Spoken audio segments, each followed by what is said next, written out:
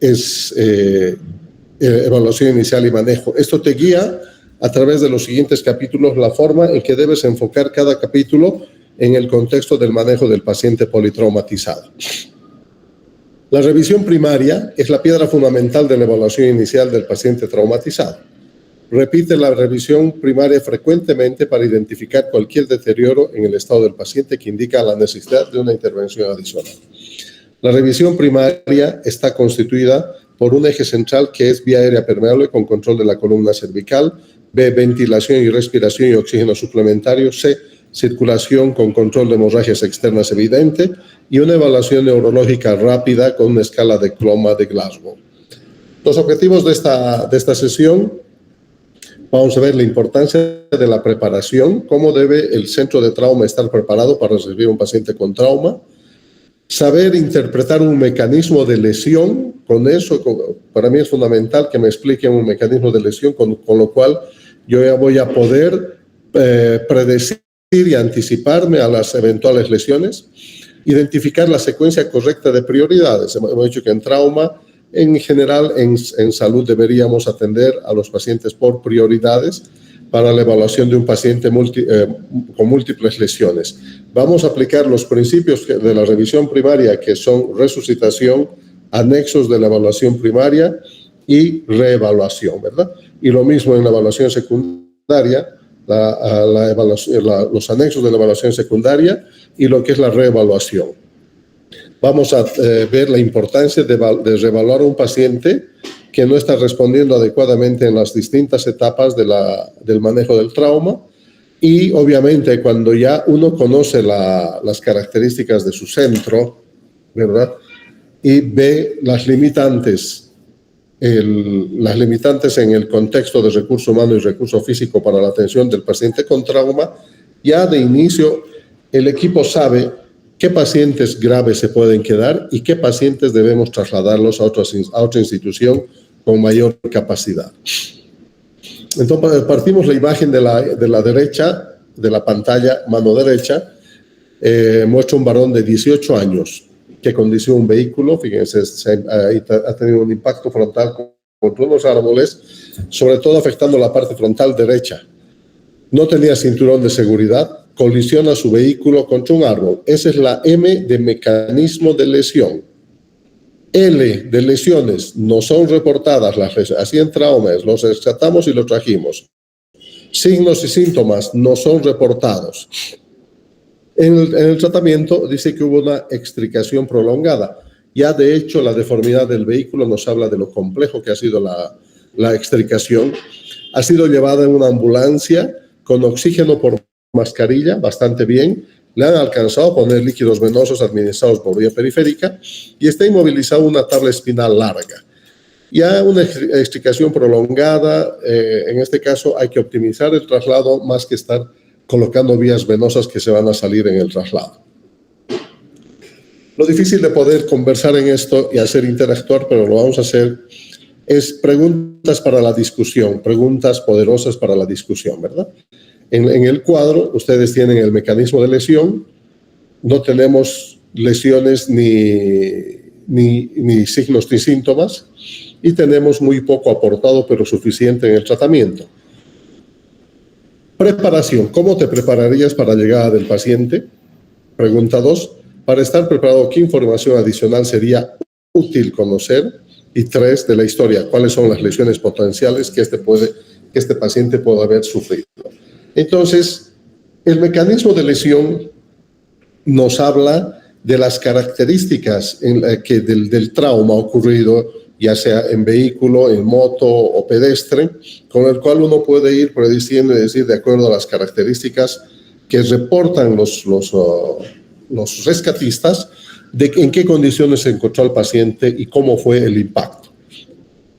Tenemos que estar preparados para la llegada de un paciente gravemente lesionado, y además es muy importante preguntar durante el traslado o a una persona que venga con él acompañando una mnemotecnia, que es la historia amplia, ¿no? Alergias, medicamentos, patologías asociadas, libaciones y lo último que estuvo haciendo, alimentos ingeridos en el último momento. Vamos avanzando. Acuérdense lo que tenía. El reporte de los servicios prehospitalarios, el paciente está letárgico, ¿verdad? También, o sea, con compromiso del sensorio, y hay un TEC, está murmurando ininteligiblemente, ¿ya? Ahí ya nos está dando un dato de evaluación verbal de la escala de coma de Glasgow, palabras ininteligibles. El paciente tiene lesiones faciales, obviamente el impacto ha sido frontal, ¿ya? Entonces estamos hablando con un TEC grave, paciente con lesiones faciales, ya va a ser difícil el manejo de la vía aérea, y los signos vitales son frecuencia cardíaca de 120, presión arterial de 90-40, frecuencia respiratoria de 24, saturación de oxígeno de 89 y una temperatura de 36. Es un paciente gravemente lesionado que tiene las características, la descripción es más que suficiente para asumir que este es un paciente gravemente lesionado con un TEC grave, con un trauma facial y además en un estado de shock. Basado en esta información, ¿qué intervenciones se pueden realizar en el ámbito prehospitalario? Fíjense, ¿no? De los servicios dice que el paciente está letárgico, murmurando ininteligiblemente, a hacer en ese instante una escala de coma de Glasgow, lesiones faciales, ver el de permeabilizar la vía aérea superior, cosa de que cuerpos extraños, sangre o dientes rotos no estén obstaculizando. Y obviamente en el contexto de los signos vitales ya estamos hablando de un paciente con un shock grave, con una presión arterial de 90-40 y con una frecuencia respiratoria, una taquicardia, una frecuencia respiratoria de 24. ¿Qué pacientes deben ser trasladados inmediatamente al centro de trauma, basados en su presentación clínica en el lugar del incidente? Esto se llama triaje, ¿no? Cuando llega el personal de rescate al sitio del accidente, el oficial de triaje es un experto que tiene la capacidad de, en un par de segundos y con una maniobra, poder diferenciar la gravedad de los pacientes en el sitio del accidente y definir de acuerdo a dos características: recursos humanos y recursos físicos y número de accidentados y gravedad de las lesiones. Entonces, de acuerdo a esto, él va a elegir una tarjeta de color y va a ir dando prioridades para la atención y traslado de este paciente. Todo esto fue en la fase prehospitalaria y la imagen es más que suficiente, ¿verdad? Donde es fundamental que el equipo de emergencia, dirigido en este caso por el médico, más sus acompañantes, en este momento se ven 3, estén escuchando atentamente a la información entregada por el paramédico, todo lo previo que va a ser de vital importancia en presumir las lesiones que tiene el paciente y la conducta a tomar. Llegó el paciente al hospital, ahora es nuestro, tiene una frecuencia cardíaca de 120, una presión arterial palpable de 90, se deterioró, el paciente está gravemente lesionado, una frecuencia respiratoria de 20, saturando 82, también hubo deterioro de la saturación de la parte respiratoria. Continuamos, es un paciente con un TEC grave, con un trauma facial severo, con datos de dificultad respiratoria, pues esa saturación muy baja y además en datos de shock. ¿Qué aspectos clínicos nos preocupan? El paciente ha llegado al hospital, indudablemente los signos vitales son extremadamente alarmantes. Taquicardia, acá ya estamos hablando de hipotensión y la hipotensión es una manifestación, ¿verdad? Eso ya se les he explicado. Las manifestaciones precoces de un estado de shock son los fenómenos compensatorios frente a una pérdida de volumen, que son taquicardia, piel pálida, sudorosa y fría y alteraciones del sensorio. Este paciente ya estuvo en shock en el sitio del accidente, ¿verdad? ¿Por qué? Porque estaba hablando palabras ininteligibles, estaba por somnoliento. Además de esto, ahí tienes 2. Estamos hablando que tiene una escala de coma de Glasgow de aproximadamente 7, lo cual implica una intubación orotraqueal urgente, una vía aérea definitiva, pero a pesar de eso tiene un trauma facial y no sabemos si nos va a permitir. Y el estado de shock, ¿no? Que prácticamente en estas condiciones ya es fácil confirmarlo. Hemos dicho que la atención del paciente con trauma es por prioridades, el manejo es por prioridad. La prioridad inicial no es C, no es D. La prioridad, no porque sea TEC, vamos a empezar por D, sino la prioridad número 1 es vía aérea permeable con control de la columna cervical, porque eso nos va a dar un soporte para la tensión. Aquí está un cafecito, 3 cuartos. Nos va a dar el soporte necesario, ¿no? Porque si tú vas a estar más preocupado en estabilizar la fractura, controlar el sangrado, te vas a quedar con un paciente de muerte cerebral. Tenemos que asegurar una vía aérea definitiva, vía aérea permeable, una vez corregido el defecto, o sea, detectado el problema en A, resucitación, anexos de la revisión primaria, reevaluación y pasamos a B. Las prioridades son eso. La revisión primaria, a ver cuán certeros estábamos, dice, revela trauma facial evidente y un murmuro ininteligible. Entonces, TEC, lo que hemos dicho, TEC grave con un trauma facial. Además, ahora estamos auscultando el tórax. En B hay disminución de ruidos respiratorios en el hemitórax izquierdo y las venas del cuello están planas, obviamente por el estado de shock. Por lo tanto, además hay un trauma de tórax, ¿no? Y puede haber un neumotórax.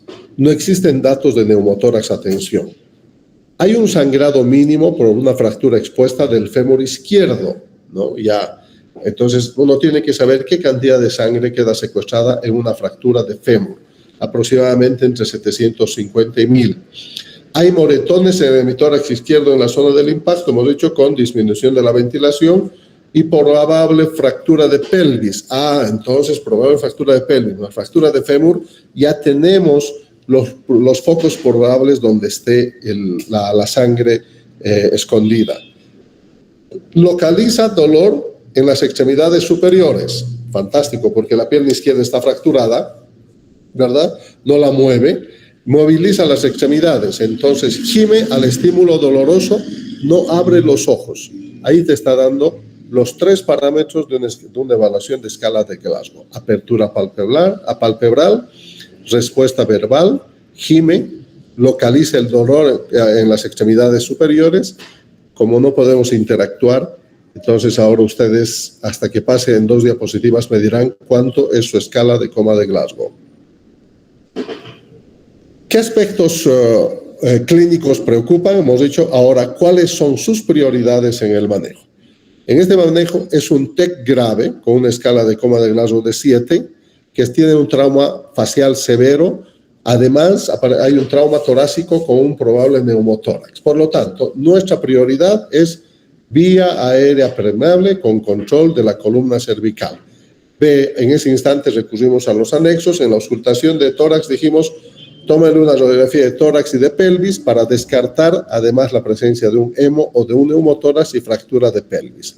Esas son nuestras prioridades en las cuales vamos avanzando. Y sigue.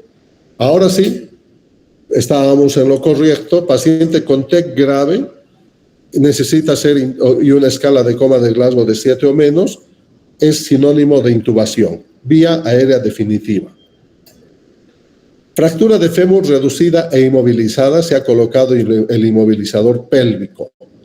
Se ha pasado 500 de solución cristaloide tibia y una unidad de paquete de glóbulos rojos no cruzados por vía endovenosa. Ahora, sus signos vitales son de 97, su presión arterial de 110/64, respiraciones de 24, saturando 96. El grave problema de este paciente era fundamentalmente, ¿no?, la parte del trauma facial y el TEC. Ahora, el paciente empieza a responder al estímulo verbal. Abre los ojos y trata de apartar tus manos. Listo. ¿Cómo evalúas la parte de la escala de coma de Glasgow en este instante? Vamos, uno de ustedes. ¿Estamos con cuántos asistentes? A ver, Nicolai.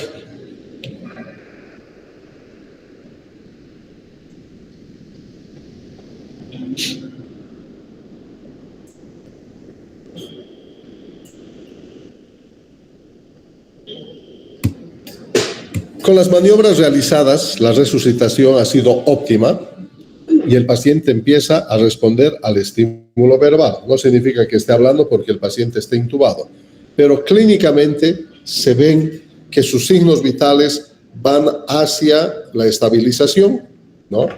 La frecuencia cardíaca bajó, la presión arterial ha mejorado, pues es mágicamente, la frecuencia respiratoria 24, saturación 96, lo cual habla prácticamente que el grave problema probablemente ha sido un trauma facial que estaba comprometiendo la vía aérea y el TEC también ha mejorado por la hipoxia cerebral y con la intubación más el oxígeno, este paciente va mejorando rápidamente, abre los ojos y trata de quitar las manos. O sea, tu escala de coma de Glasgow, que estaba de 7, ahora está en 11.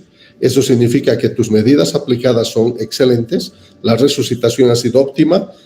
Los anexos tenemos que ir colocando, le han puesto oxímetro de repulso, le han puesto un mango de presión arterial, ¿no? Después están haciendo una escala de coma de Glasgow, han inmovilizado la fractura, han puesto un inmovilizador pélvico y además de cristaloides han pasado coloides. Dice, ¿qué anexos y tratamiento adicionales ordenaría usted en este momento? ¿Ya? El paciente ya ha transcurrido. Este es un telón, un caso clínico que se va desarrollando a lo largo de la clase.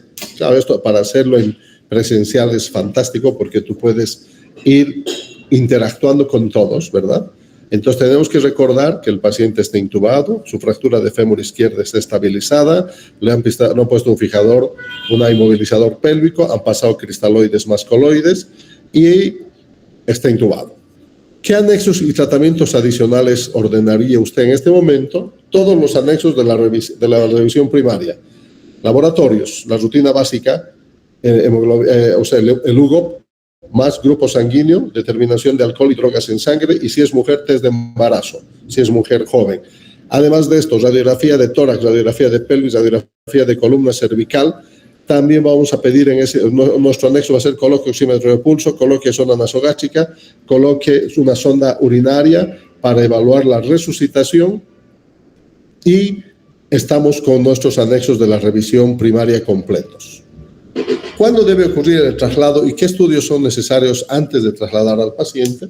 Es un paciente con politraumatismo y un TEC grave que yo no tengo las condiciones adecuadas u óptimas para darle la mejor atención. No tengo tomógrafo en mi servicio, por lo tanto ya definitivamente un paciente con TEC y trauma facial tengo que trasladarlo porque es un paciente con múltiples lesiones y hay que trasladarlo en forma óptima una vez realizados los contactos con los sitios de traslado, haber realizado las maniobras necesarias, la revisión primaria, resucitación, anexos, reevaluación y si el tiempo nos permite, la revisión secundaria, e enviar al paciente con un profesional de la salud, una enfermera o auxiliar que aseguren un óptimo traslado en el camino.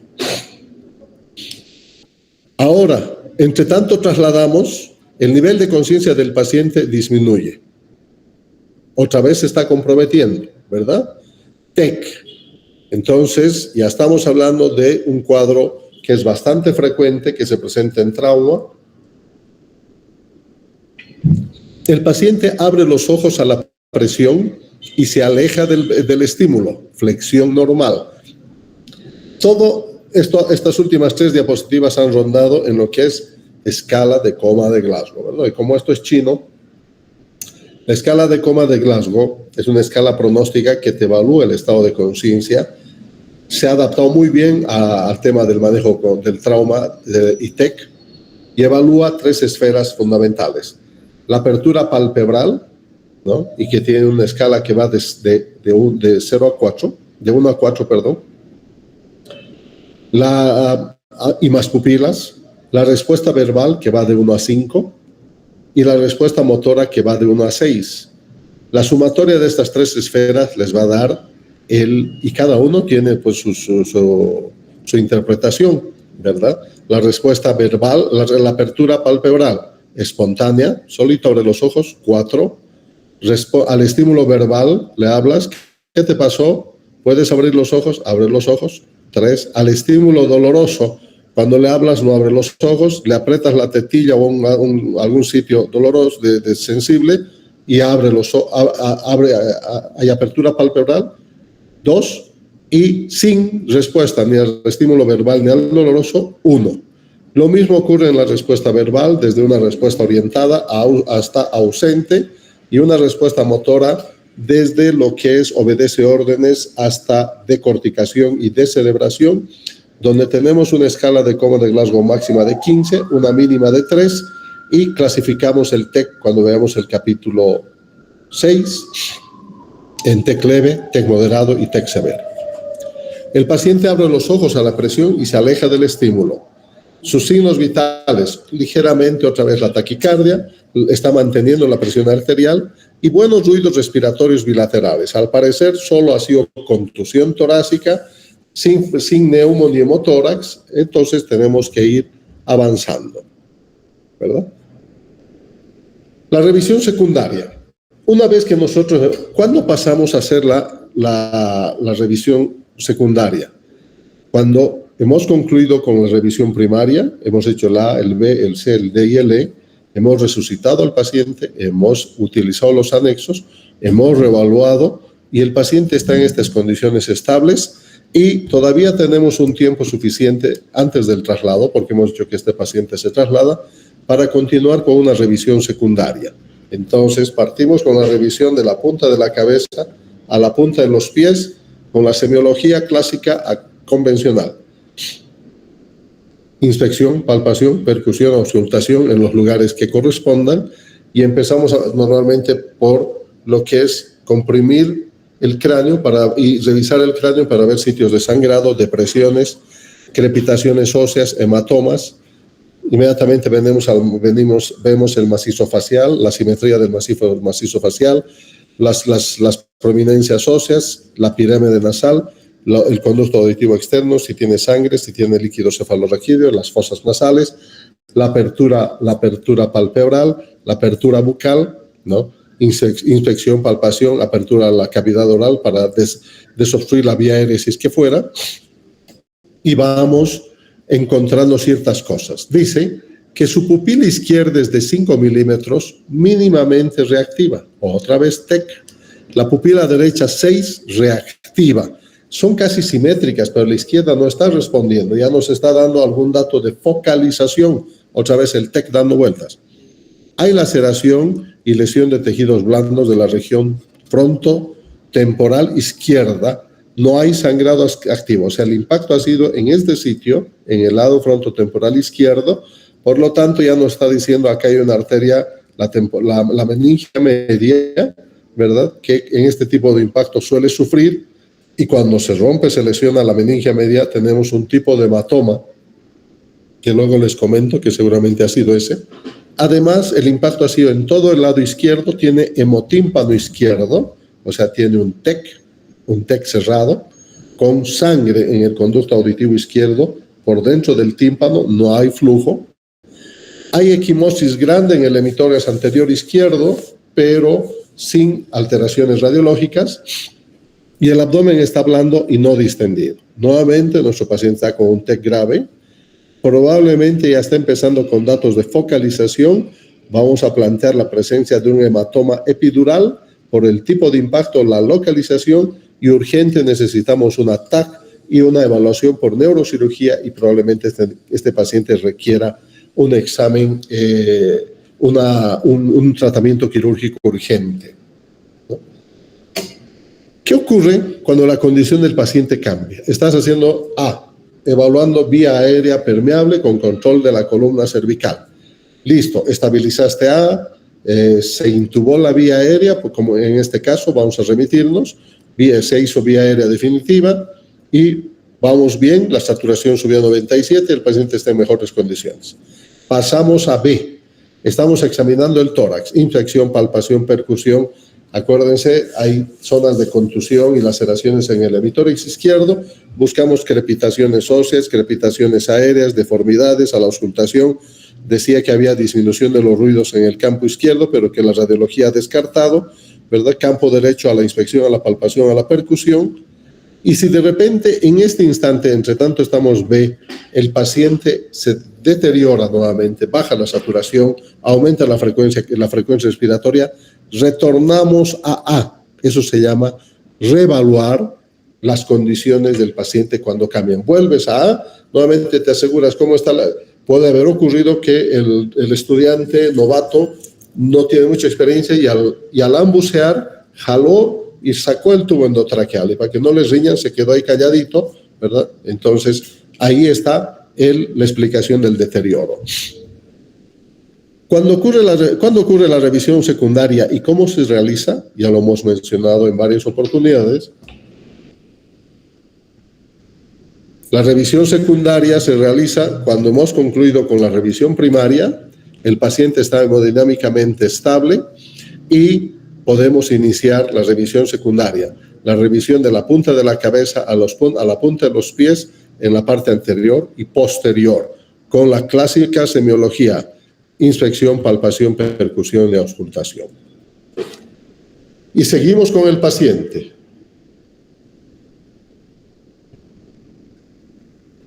Tengo un paciente delicado, dame un minuto. No hay neurocirujano, dijimos, en el hospital.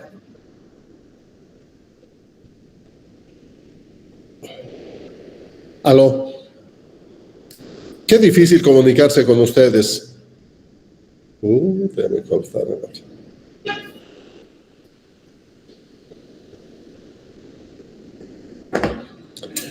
Dijimos que no había neurocirujano, ¿verdad? No hay tomografía.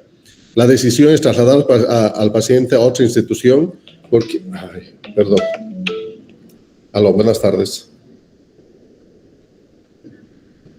Qué terrible es comunicarse con ustedes. He pedido he pedido por escrito al interno todo. No hay cómo comunicarse con ustedes. Necesito que pidan plasma y plaquetas. ¿Lo han hecho?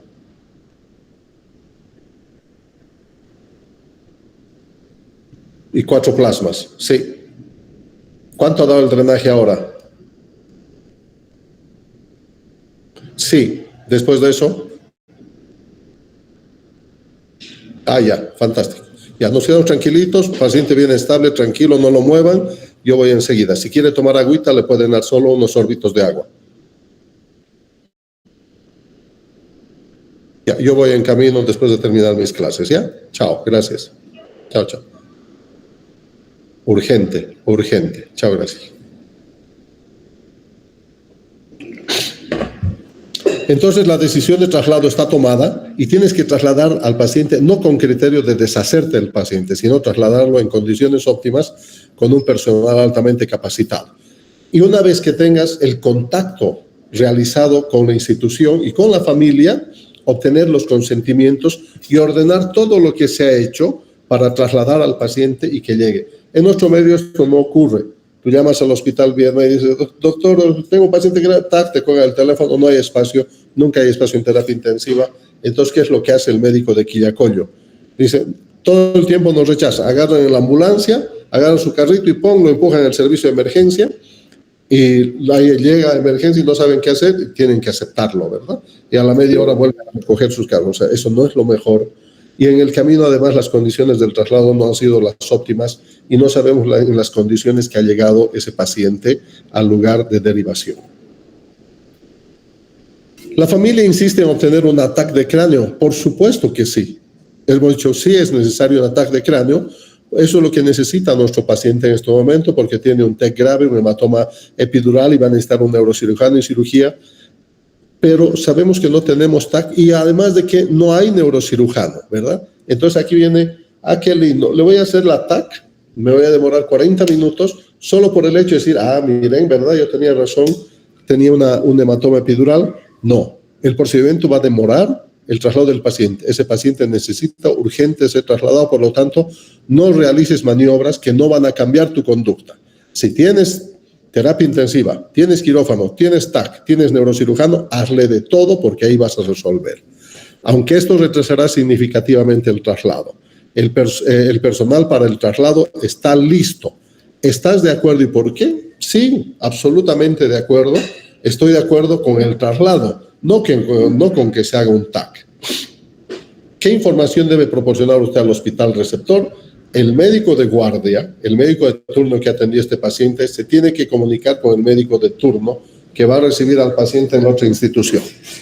Paciente de 25 años de edad, conduciendo su vehículo sin cinturón de seguridad, sufre un impacto frontal contra unos árboles, destrozando toda la parte frontal del vehículo. La extricación o rescate del paciente, nos comentan los paramédicos, que fue muy complicado y llegó hace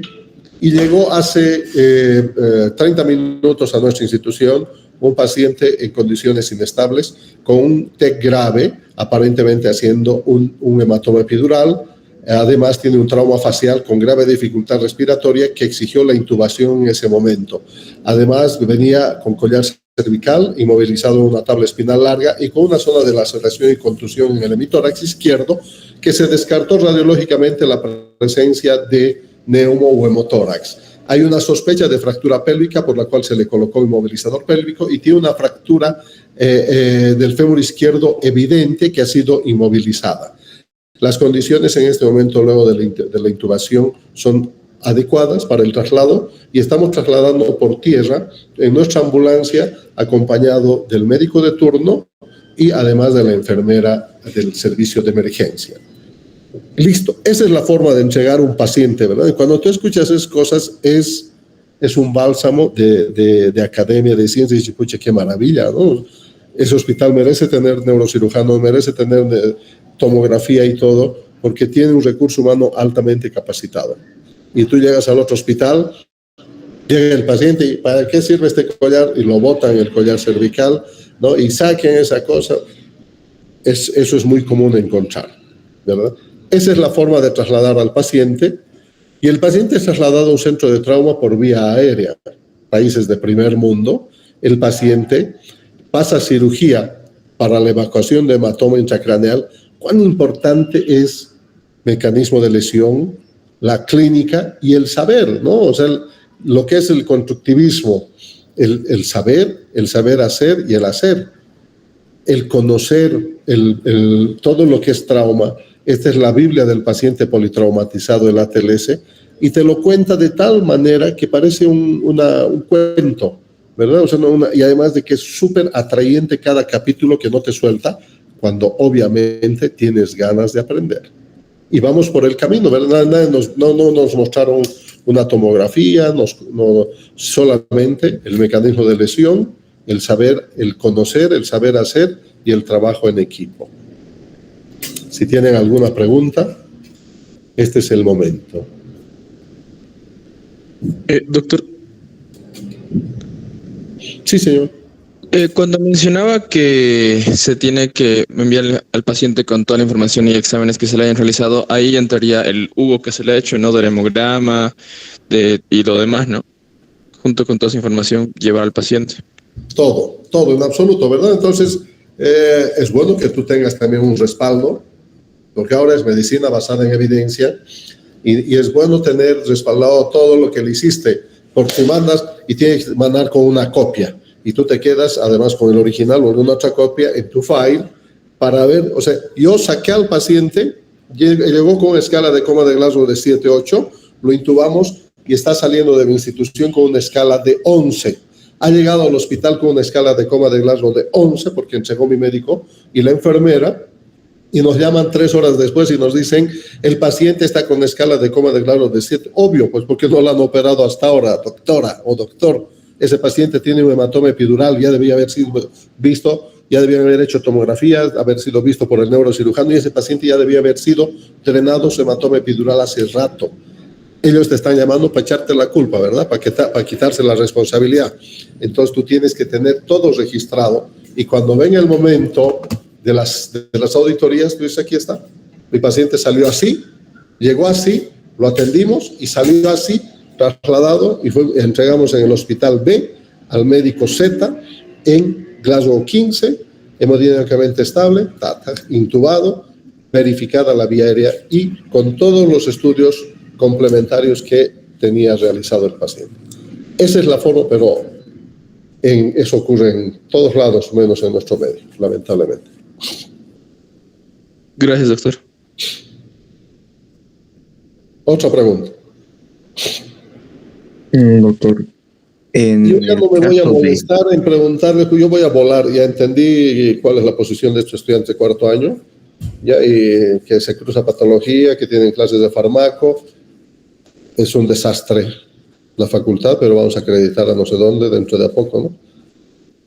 Yo voy a volar porque he visto de que tienen poco interés, así que hoy es la última clase única y a partir de mañana vamos a hacer capítulo 2, 3 y 4, o sea, vía aérea, shock y trauma de abdomen, trauma de tórax y abdomen. Esto lo terminamos probablemente hasta el día lunes. ¿Les quedará algo? Esa es la duda. Yo sé que esto todo queda registrado, pero como hoy yo mandé una nota y unas fotos al doctor Chiquitarán, que es su coordinador, que a las 18:13 no había nadie porque tenían clases de patología, ¿no? Yo no sé, no sé la única facultad donde pasan clases al mismo tiempo de patología, de farmaco, de cirugía 1, de medicina. Bueno, el resultado es el producto que se forma. Pregunte, joven. Doctor, quería saber en el caso del ABCD del trauma, cuando menciona de que hay que realizar exposición y control del medio ambiente, ¿qué llegaría a pasar si el paciente sufre de hipotermia y cómo podríamos solucionar esa cuestión de la hipotermia? Si estoy en Santa Cruz, los cambitas no saben qué es hipotermia, ¿verdad? Ni en el peor surazo. Entonces, se evalúa el contexto geográfico, se evalúa el contexto de la temporalidad. Ya estamos empezando con el frío, por ejemplo, en Cochabamba. Estamos a una primera semana de mayo, ya se está sintiendo en la mañana un poco de frío, en las nochecitas ya es. Entonces, cuando se accidenten en junio, julio, por lo visto va a haber este cambio climático, va a ser una temporada muy fría. Las condiciones térmicas, las condiciones del accidentado, ¿verdad? A mí me dicen, se ha accidentado en el Confital, 4.000 metros, frío.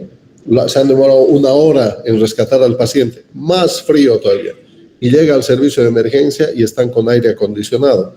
Entonces, todas esas condiciones una las tiene que prever. Lo que interesa es las condiciones de atención para el paciente, no el confort para el equipo médico. No, encendeme el aire, que me hace calor.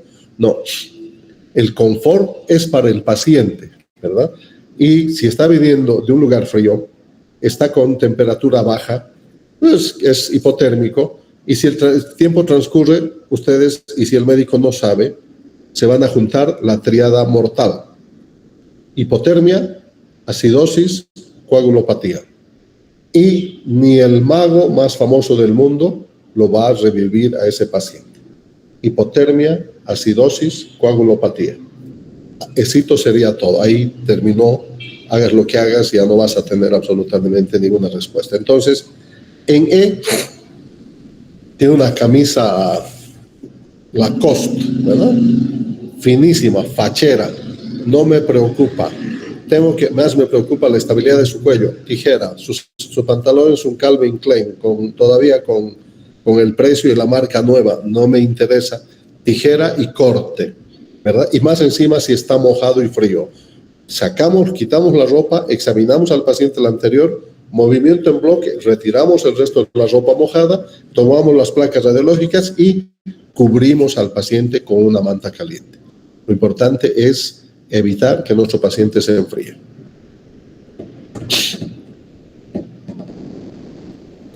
Gracias, doctor. ¿Qué más? Doctor, una pregunta. ¿Sabes qué? Cuando a mí me preguntan, me gusta que digan sus nombres, aunque yo lo estoy viendo, ¿no? Así se rota en el hospital. Cuando yo pregunto, mis estudiantes responden Marisabel Guzmán, el triángulo de calor, así. Doctor Marisabel Guzmán, mi pregunta es sobre en el caso de que la persona accidentada es una mujer embarazada en el primer trimestre, ¿qué precauciones debe de tener al realizar la evaluación primaria y la revisión secundaria, doctor?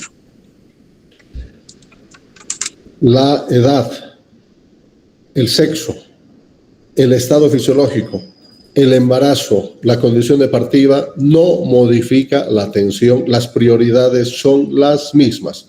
A, B, C. ¿Ya? O sea, no está embarazada, primero voy a ver si la guagua le voy a hacer un ecograma. No. Las prioridades, si tú haces una buena vía aérea en la mamá, estás haciendo una excelente vía aérea para el feto. Ese es el concepto. Las prioridades son las mismas. Ahora, ¿qué tengo que saber del embarazo? Fundamentalmente, detectarlo en una etapa precoz que no se ve.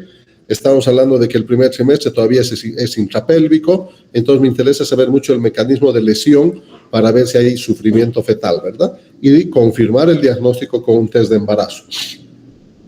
En este primer trimestre todavía no son muy grandes los cambios, ¿verdad? Todavía el útero está intrapélvico, no ocupa espacio en el abdomen, probablemente acolchado por el líquido ascítico y el grosor del útero, ese producto no ha sufrido demasiado. Entonces, pero uno tienes que saber los cambios fisiológicos del embarazo que ocurren en la medida que va aumentando la hipervolemia fisiológica del embarazo. Después está el tema de lo que es la anemia del embarazo común, pero por un incremento de la hipervolemia. Los cambios hormonales van a condicionar cambios en lo que es el tema de la respiración y el movimiento diafragmático en relación a úteros más grandes, obviamente, pero en ese estadio lo que nos interesa mucho es la viabilidad del producto del embarazo, ¿verdad? Entonces, una vez hecho el ABC en nuestra paciente más el DIE, entonces hemos detectado que tiene un embarazo, test positivo, llamen al obstetra. Esa es la siguiente medida. Llamen al obstetra, que él se encargue de ver y estudiar. O sea, nosotros ya hicimos nuestro trabajo y vamos a estar alertas a lo que hacen. No, doctor, hay que pedir una ecografía para ver si el producto del embarazo está viable o ha habido muerte fetal. Es así como se maneja. Llamas al obstetra, pero tú has hecho la revisión primaria. No se olviden, las prioridades son las mismas. No cambian. A, B, C. Está bien, doctor. Gracias. Quedan 4. Apúrenle que tengo que ir al hospital, a la clínica, diré al hospital. 26 asistentes. Felicidades a ustedes, ¿no? Que les interesa. Ojalá leyeran, pero el tema es que hay cosas que en medicina necesitan interactuar. Necesitas ver, necesitas tocar, ¿verdad? Y acá la virtualidad es fantástica, pero tiene que haber. Están haciendo esa clase nos han enviado una comunicación donde un estudiante va a hablar de un tema cultural, no sé qué cuestión. Eso lo haremos virtual, porque es pura teoría, ¿verdad? ¿Cómo es el título? Conciencialización de lo que se va a hacer la acreditación, de la evaluación interna, no sé. Eso podríamos hacerlo virtual, pero están haciendo, obviamente es un tema con otros fines. Mañana de 9 a 12, entre 9 a 1 creo que en el aula, así que eso puede ser virtual, pero esta clase, por ejemplo, el trauma, debería tener el tema de lo que es la combinación. La inteligencia artificial les dice eso, ¿verdad? La combinación dentro del proceso de enseñanza-aprendizaje y la construcción del conocimiento es una combinación híbrido, virtual. La virtualidad entró para quedarse, eso es cierto, pero tenemos opción, tenemos espacio. Entonces, ¿venderemos los espacios de San Simón? ¿Para qué está el aula magna? ¿Para qué está esa cuestión? Entonces, tienen que ir acompañado de una clase magistral de inicio, por decir, en mi módulo, ¿no? El resto, no sé cómo vayan a ver ellos. Listo, evaluación inicial y manejo. El capítulo 1 se da. El resto lo hacemos virtual, pero ya saben cómo se va a manejar. A mitad hacemos una sesión intermedia de evaluación práctica y otra evaluación teórica presencial al final del módulo. Me preocupa a mí la enseñanza porque si no fuera una preocupación para mí, lo haría igual que el resto. Ya vamos a dar charla 1, charla 2, charla 3, que les vaya bien. No sé si aprendieron. Me preocupa porque el nivel está muy bajo.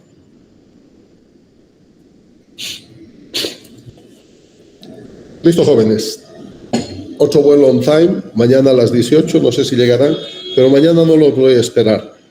y voy a partir volando a las 18:00 con capítulo 2 vía aérea y capítulo 3 shock, y si nos da, vamos a hacer capítulo 4 más.